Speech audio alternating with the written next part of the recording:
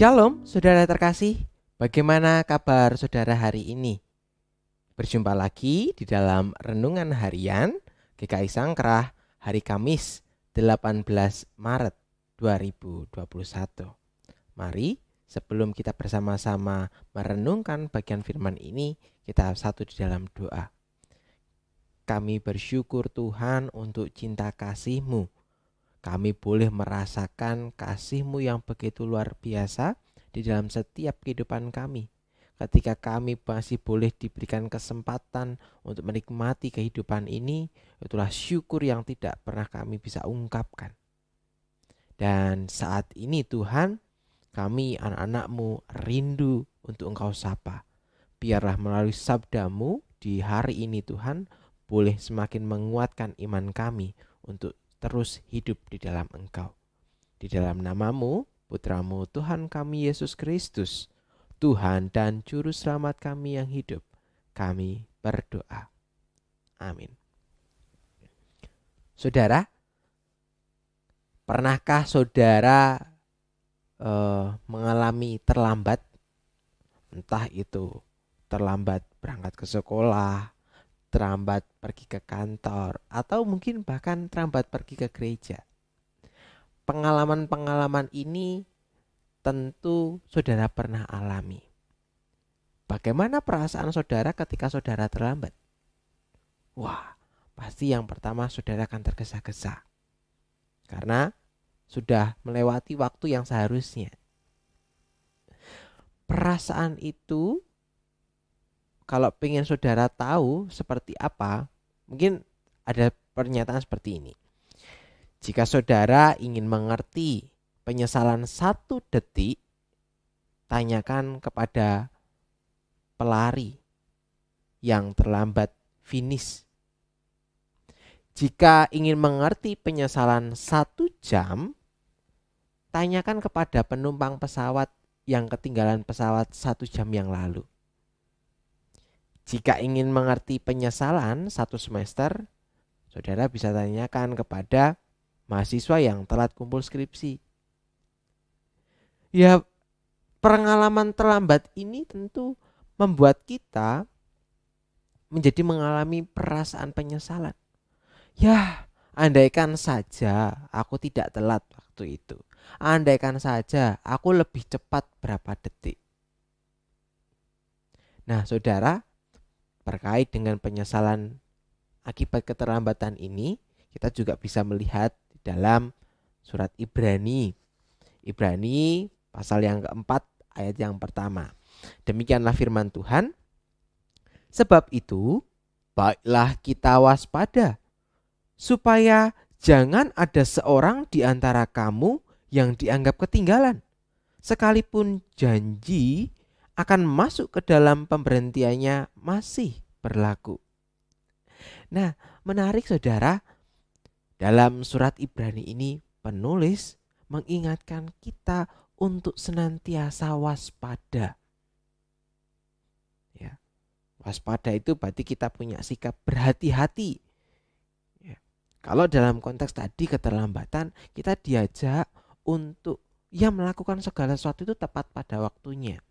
Jangan sampai kemudian ada penyesalan. Makanya dikatakan di sana di ayat pertama, sebab itu baiklah kita waspada, supaya jangan ada seorang di antara kamu yang dianggap ketinggalan. Nah, penulis Ibrani ini juga menyatakan kepada konteks saat itu, pada orang-orang kala itu gitu ya, supaya jangan sampai kita mengalami penyesalan untuk datang kepada Tuhan. Dikatakan di sana memang sekalipun Tuhan Allah memberikan janji kepada kita, janji keselamatan, ya, namun kita juga harus meresponi janji keselamatan itu dengan datang kepada Tuhan.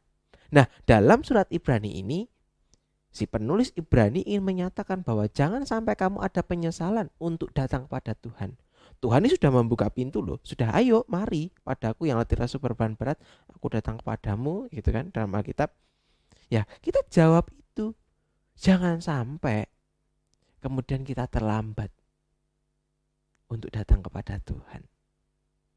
mumpung sekarang masih ada kesempatan, ya mari kita pergunakan waktu itu dengan sebaik-baiknya. Jangan ada lagi kata menunda. Sek lah, nanti kan bisa.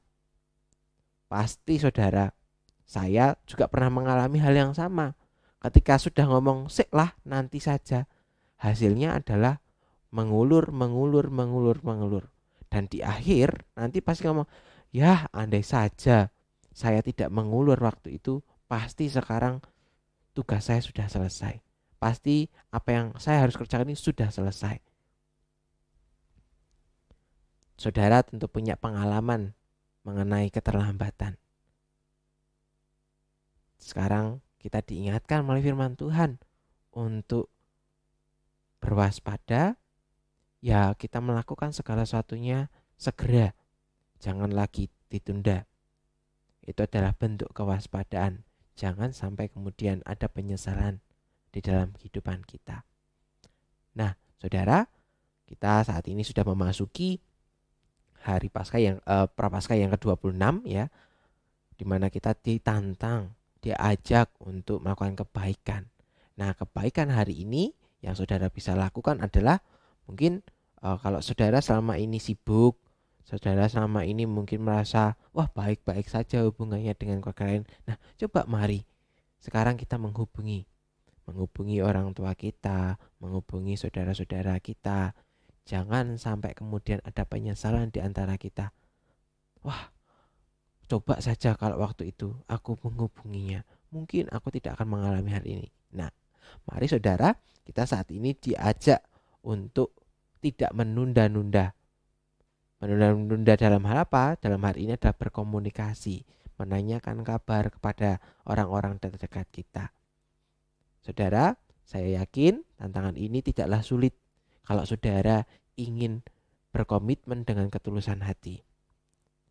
Kalau saudara merasa sulitan, berdoalah, minta Tuhan yang memberikan penguatan kepada saudara, sehingga saudara bisa melakukan kegiatan ini dengan baik. Kita memang lemah, tetapi Tuhanlah yang akan menguatkan kita. Mari saudara, kita akhiri renungan harian ini di dalam doa kita. Syukur ya Bapa, Engkau boleh ingatkan kami untuk kami senantiasa waspada, berhati-hati, supaya di dalam kehidupan kami tidak ada penyesalan-penyesalan yang muncul ketika kami mengalami terlambat mengumpulkan tugas, terlambat untuk datang, terlambat untuk menghubungi seseorang. Hari ini Tuhan boleh ingatkan kami melalui surat Ibrani. Engkau telah mengundang kami percaya Tuhan bahwa ketika kami datang Engkau akan memberikan kelegaan. Pakailah kami Tuhan, urapilah kami supaya kami bisa menjadi pelaku firman-Mu. Naungi setiap kami Tuhan, agar kami senantiasa dimampukan untuk hidup di hari-hari ke depan.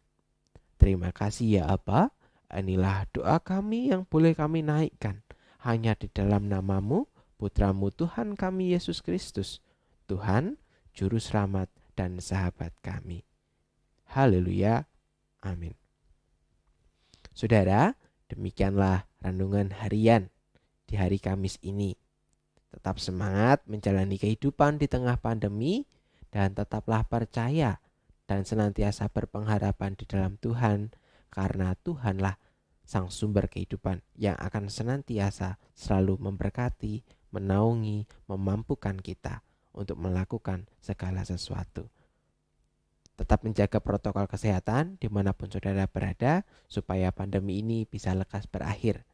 Selamat pagi, selamat beraktivitas. Tuhan Yesus memberkati.